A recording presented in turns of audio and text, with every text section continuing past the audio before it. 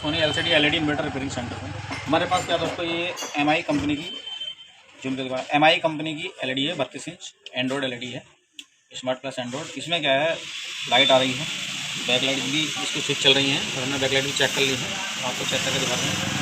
ये stand by में आया सेट, और स्टैंड बाई में आने के बाद सेट ये अभी क्या स्टैंड बाई में है सेट, पहले रिफ्रेश हुआ था और अब हम इसको स्टैंड बाई देंगे सेट को।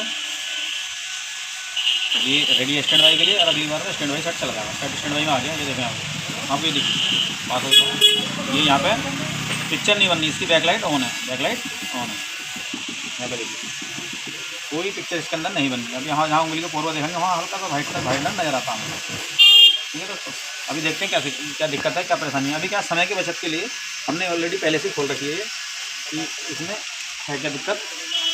यानी अगर हमने यहाँ पे दिखाओ, ये इसमें छेद में सुराग में पता चल जाए कि हमारी बैकलाइट ऑन है। अगर बैकलाइट ख़राब होती तो हम इसकी बैकलाइट डालते, तो बैकलाइट ऑन है। अभी हम दिखाते हैं इसमें दिक्कत क्या है। दिक्कत जैसे कि इसमें सिंगल कोप सैमसंग का पैनल लगा हुआ है, मैन्युफैक्चरिंग है एमआई की एलईडी है, और सैमसंग का सिंगल कोप पैनल लगा हुआ है। अभी हम वोल्टेज मेजरमेंट करके बताते हैं, दिखाते हैं आपको इसमें कमी है कहाँ, शिकायत है कहाँ।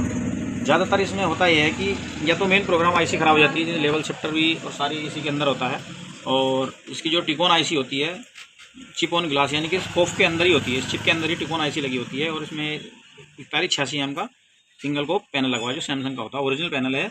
एलईडी अच्छी है एमआई की। अभी देखते हैं यहाँ पे फ्यूज लगा, हमारे यहाँ पे 12 वोल्ट आने चाहिए थे, और अभी हमारे यहाँ पे 12 वोल्ट भी प्रॉपर आ रहे हैं। और 12 वोल्ट के बाद हमारी इस आईसी पे 3.3 चाहिए, जो इसी के अंदर ही कंबाइंड है। 3.3 1.8 भी इसके अंदर कंबाइंड है। 3.3 देखते हैं बन रहे नहीं बन रहे। 3.3 भी ओके हैं, और यहाँ पे हमारा 1.8 होता है, यहाँ पे 1.8 भी ओके है। और अब यहाँ पे क्या है, जूम कर दिखाओ, यहाँ पे एक एबीडीडी का ऑप्शन है। ये वोल्टेज भी नहीं बन रहे हैं, क्योंकि एबीडीडी बनेगा तो बीजीएच बनेगा, बीजीएच बनेगा तो बीजीएल बनेगा, सभी वोल्टेज बन जाएंगे, तो कोई वोल्ट नहीं। अभी यहाँ पे देखते हैं 5 वोल्ट बनने नहीं बनने, हमारे यहाँ पे 5 वोल्ट प्रॉपर बनने हैं।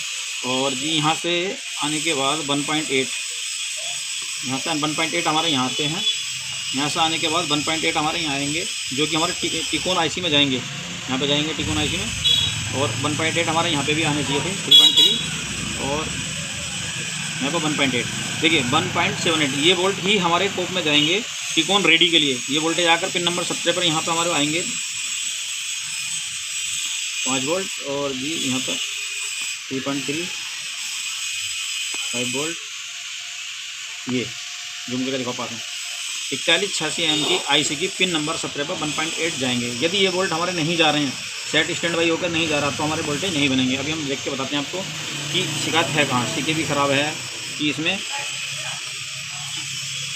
और कोई शिकायत है। अभी हमने एबीडीडी पॉइंट पे लगा लेंगे, सेट को कर लेंगे उसको बंद, सेट स्टैंड बाई मीटर पर ध्यान देंगे। अगर हमारी सीके भी शॉर्ट है तो एक बार स्टैंड बाई देने के बाद वोल्टेज आके गिर जाएंगे, तो हमें सीके भी कट करनी होगी। ये हमें पता नहीं कौन सी साइड की सीके भी कट करनी होगी।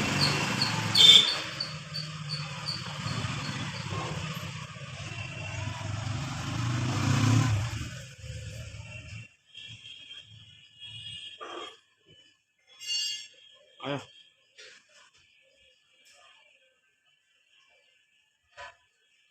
देखिए दोस्तों, हाई वोल्टेज बैठ गया, ध्यान दिया मीटर में, हाई वोल्टेज बैठ गया, तो इससे ये पता चलता है हमारी आईसी तो ओके है।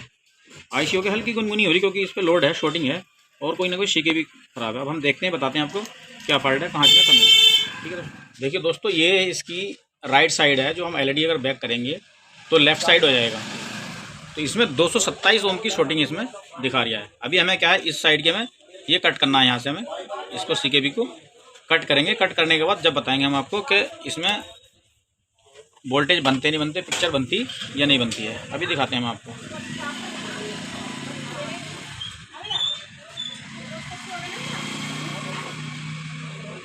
आइए उसको पूरा लो, ये हमने यहाँ से सीके भी कट कर दी, और कट करके थोड़ा सा पेट्रोल मारेंगे इसमें, जिससे कि आपस में शॉर्टिंग ना हो।